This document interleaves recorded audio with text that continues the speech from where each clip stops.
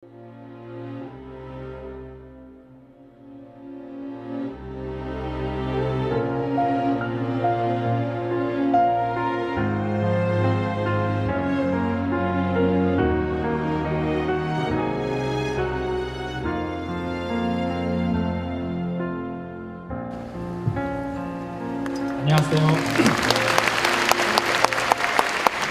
여부단 윤바울 선교사입니다. 부족한 저를 이 귀한 자리에서 간증을 나눌 수 있도록 허락하신 하나님께 감사와 영광을 올려드립니다.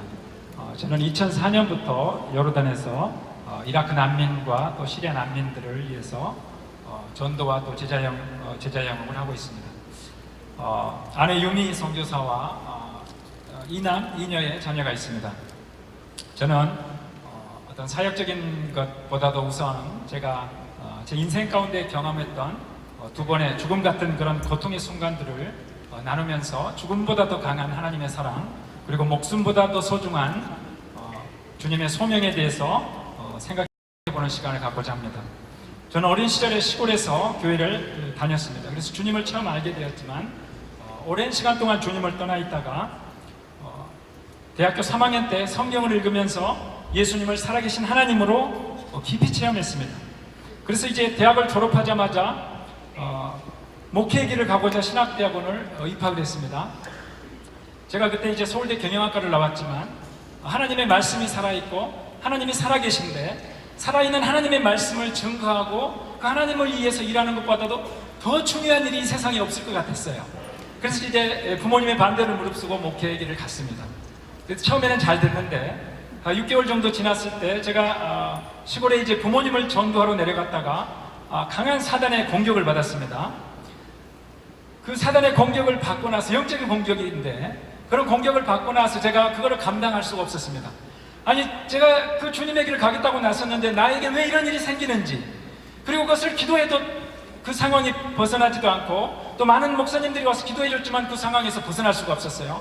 굉장한 우울증과 영적인 침체 속에서 헤어나지를 못했습니다. 제가 많은 사람들에게 복음을 전하고 지하철에서 또 거리에서 노방전도 하고 다녔고 또 교육전도사가 돼서 주일학교 강단에서 설교도 했지만 정작 그런 영적인 어려움에 닥쳤을 때 제가 거기에서 제 믿음으로 일어설 수가 없었습니다. 완전히 영적으로 무장해제 당했고 정신적으로 무장해제 당했습니다. 성경에 그렇게 꿀처럼 달았던 성경의 말씀이 그 저주에 쓰디쓴 그 저주처럼 제게 다가왔어요. 성경을 더 이상 읽을 수도 없었어요. 예배에 참석할 수도 없었습니다. 극심한 우울증과 영적인 침체 상태에 빠졌습니다.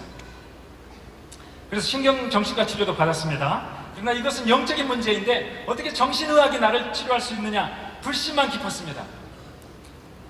하루하루 사는 것이 두려움이었고 하루라도 빨리 목숨을 끊는 것이 낫겠다 싶어서 2번이나 자살을 시도했습니다. 그러나 감사하게도 하나님께서 그 죽음을 막아주셨습니다. 제가 그때 자살에 성공했다면 이 자리에 설 수 있었겠습니까? 그렇게 정말 하나님을 이제는 뭐 죽는 것도 내 마음대로 안 되고 하나님을 의식하며 사는 것보다는 그냥 하나님 없이 내 마음대로 사는 게 낫겠다 싶어서 하나님을 떠나서 그냥 되는 대로 살았습니다. 1년 6개월을 정말 암흑화 같은 시간을 보냈습니다. 그러나 이제 신경정신과 치료를 받으면서 점점 더 이제 상황이 나아져서 직장을 갖게 됐고 또 직장생활 하면서 이제 결혼도 하게 되고 또 자녀를 갖게 되고 이렇게 생활을 했습니다. 그러나 하나님께서 저를 내버려 두지 아니하시고 이제 찾아와 주셨어요. 몇 년 지나고 난 다음에 하나님께서 저를 찾아와 주셔서 저를 선교사로 부르셨습니다. 그리고 제가 이제 신학대학원을 다시 가고 이제 아랍 무슬림들을 섬기는 선교사로 사역하고 있습니다. 이 일을 통해서 제가 얻게 된 교훈은 첫 번째, 하나님께서 저의 교만을 다루셨음을 알았습니다. 말씀의 믿음의 그 연륜이 짧으면서도 정말 그 뜨겁게 뒤늦게 헌신한 그 열정을 가지고 남을 판단하고 정말 한건견한다는 그런 자세로 신앙생활을 했습니다. 그러나 하나님께서 지켜주시지 않으면 하루아침에 노숙자와 같은 신세로 전락할 수밖에 없다는 것을 하나님께서 저에게 깨닫게 하셨습니다. 두 번째로는 우는 사자와 같이 두루다니며 삼킬 자를 찾는 사탄의 세력과 그 불시험을 제가 제대로 인식하지 못했다는 것입니다. 베드로전서 4장 12절에 사랑하는 자들아 너희를 연단하려고 오는 불시험을 이상한 일 당하는 것 같이 이상히 여기지 말고 오히려 너희가 그리스도의 고난에 참여하는 것으로 즐거워하라. 이는 그의 영광을 나타내실 때에 너희로 즐거워하고 기뻐하게 하려 함이라. 저로서는 이해할 수도 없고, 왜 예수님을 믿는데, 왜 예수님을 믿겠다고 또 주님의 일을 하겠다고 나섰는데 왜 이런 일을 내가 당하는 거고, 왜 기도해도 그 상황이 벗어나지 않는 것인가 라는 굉장히 이상한 일을 당한다고 생각했는데, 하나님께서 이상한 일을 당하는 것 같이 이상히 여기지 말라고 하는 그 말씀을 나중에서 이제 깨닫고 나서 나중에서 안 거죠. 뒤늦게 깨달은 겁니다.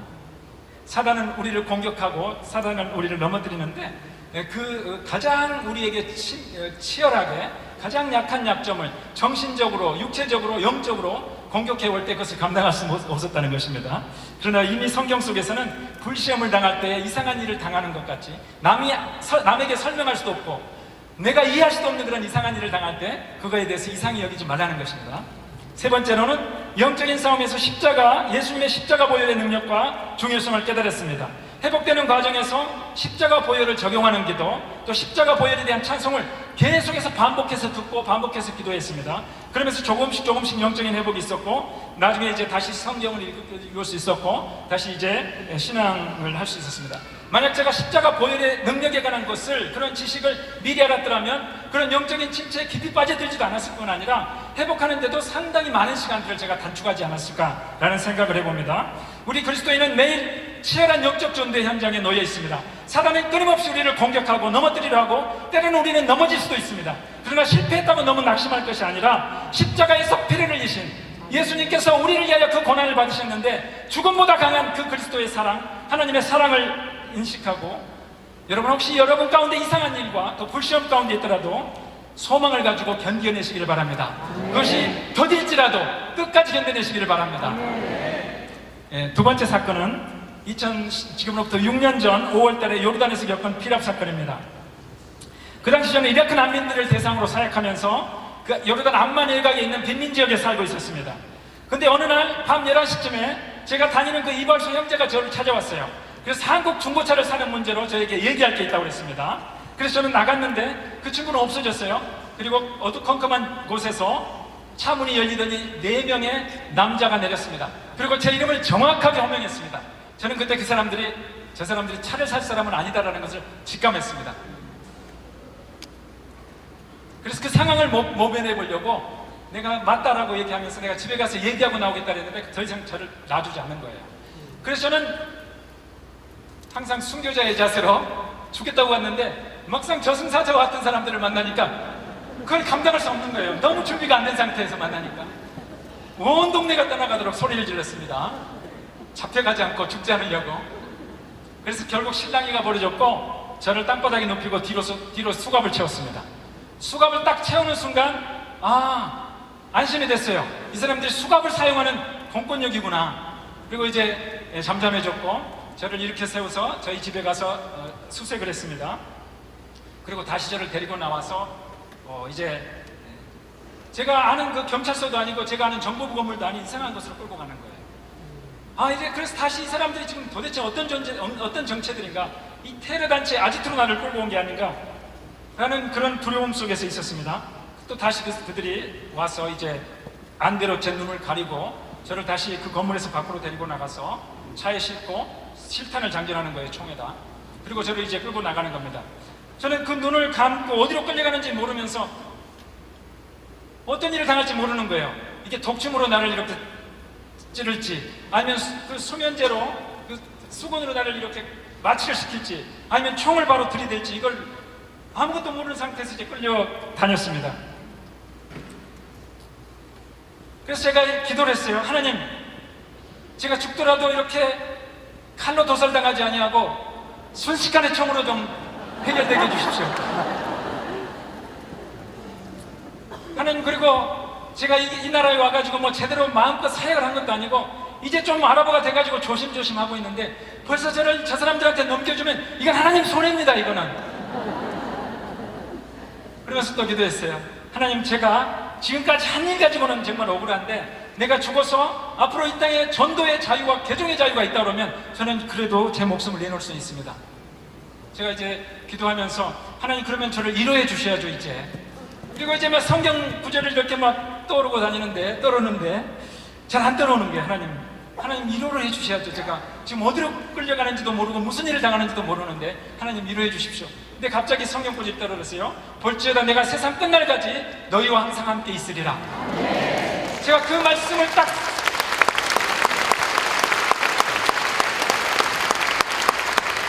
그 말씀을 생각하는 순간 하나님 감사합니다. 제가 어디로 가는지는 모르지만 하나님 세상 끝날까지 함께 하시겠다는 그 약속된 말씀에 의하면 하나님 지금 이 시간 주님은 저를 아시고 주님 저와 함께 하시겠군요.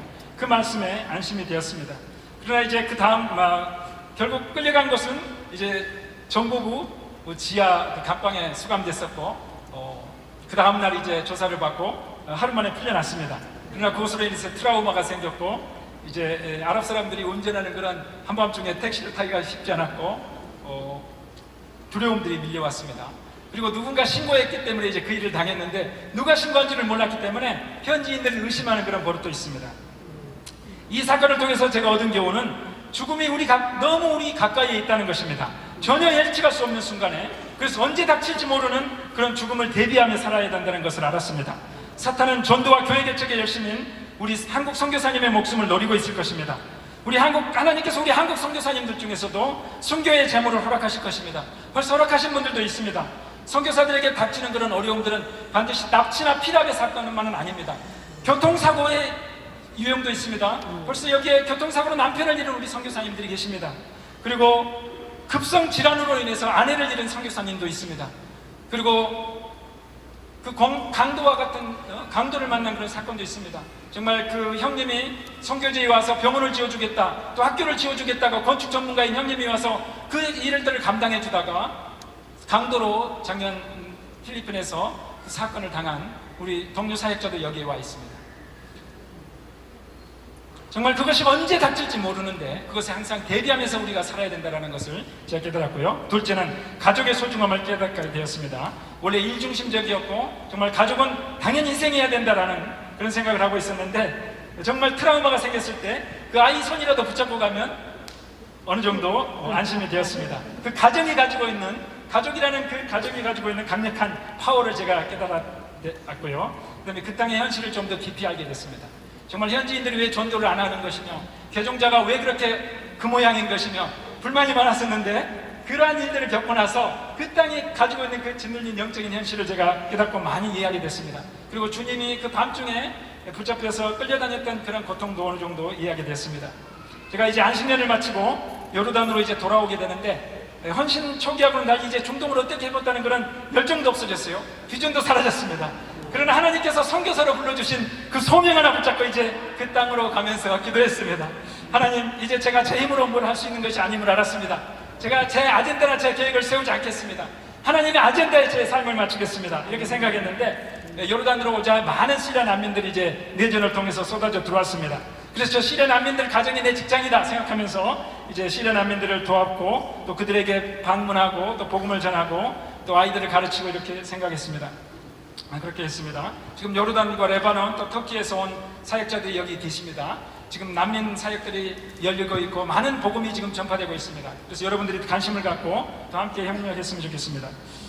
저도 이제 그런 사람들을 이렇게 돕고 또 처음에는 이제 전도를 열심히 하다가 나중에 이 중에 한 명이라도 양육해서 나중에 시리아로 들어가서 다시 복음을 전할 수 있는 일꾼을 세우자 해가지고 이제 복음 전도에 대한 그런 열정을 많이 죽이고 양육에 대한 것으로 60-70%의 또 전도에 대해서 30% 이렇게 해서 사람을 이제 양육하는 식으로 또 목표를 잡고 이렇게 했습니다. 그래서 지금은 또 아랍 사람들이 유럽으로 많이 몰려들어서 또 제가 이제 유럽에 있는 그 아랍인들을 대상으로 아랍 난민교회를 아랍 인터내셔널 교회를 개척하려고 지금 독일로 이전할 것을 계획하고 지금 준비 중에 있습니다.